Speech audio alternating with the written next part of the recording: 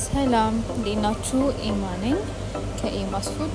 ዛሬ የምሰራው በጣም ጣፋጭ የሆነ ሁላችሁም በቤታችሁ ልትሰሩት የምትችሉት ቀላል ኬክ ነው። አብራችሁን ቆዩ። እሺ፣ በመጀመሪያ ያዘጋጀነውን 3 እንቁላላችንን በአንድ ሳህን እናደርገዋለን። ከዛ ሌላ በባዶ ሳህን ፈልቶ የቀዘቀዘ ወተት እናደርጋለን፣ 1 ብርጭቆ የሚሆን። ከዛ 1 የሻይ ብርጭቆ የሚሆን ዊፒንግ ክሬም ፓውደሩን እናደርጋለን ወተታችን ላይ።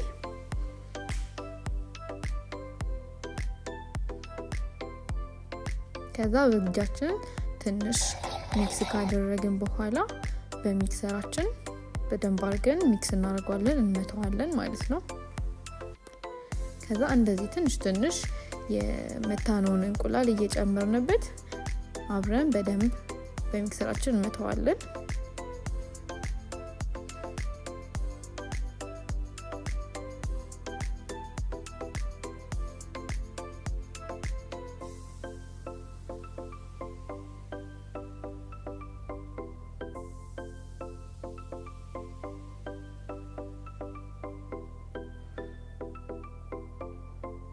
ከዛ 2 የቫኒላ ክዳን ቫኒላ እንጨምራለን።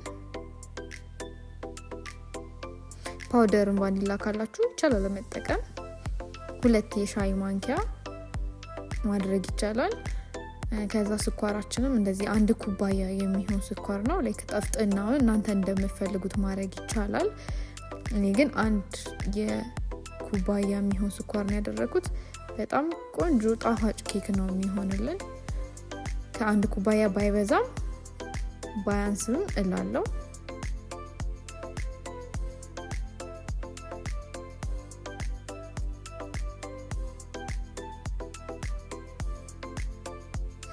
ከዛ እዚህ ጋር የምታዩትን ያህል የገበታ ቂቤ ማድረግ እንችላለን። ግን የገበታ ቂቤ ባይኖረንም ትንሽ የሻይ ብርጭቆ ግማሽ ዘይት አድርገን መስራት እንችላለን። ግዴታ የገበታ ቂቤ ያስፈልገናል ማለት አይደለም። ከዛ እዚህ ጋር 2 ኩባያ የሚሆን ፍርኖ ዱቄት ነው የተጠቀምኩት።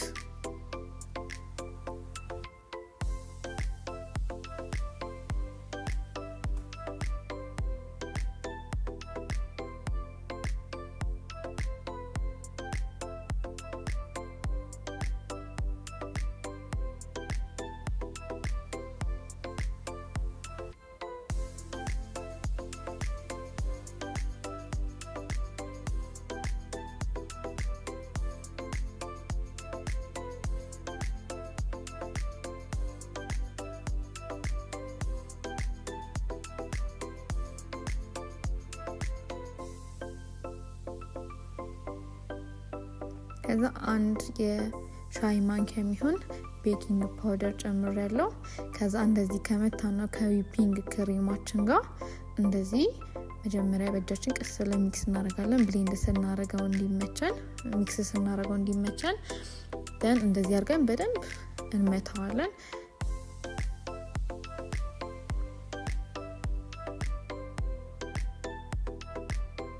በጣም ጣፋጭ ፍላፊ የሆነ ኬክ ነው የምናገኘው። ሰብስክራይብ እያደረጋችሁ ሰብስክራይብ መደረግ እንዳይረሳ።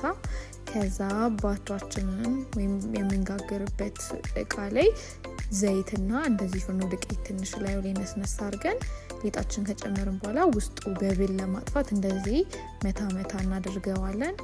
ከዛ ኦቨናችንን ለትንሽ ደቂቃ ሞቅ ካረግን በኋላ 200 ዲግሪ ሴልሺየስ ላይ ለ20 ደቂቃ እናበስለዋለን ማለት ነው ኬካችንን።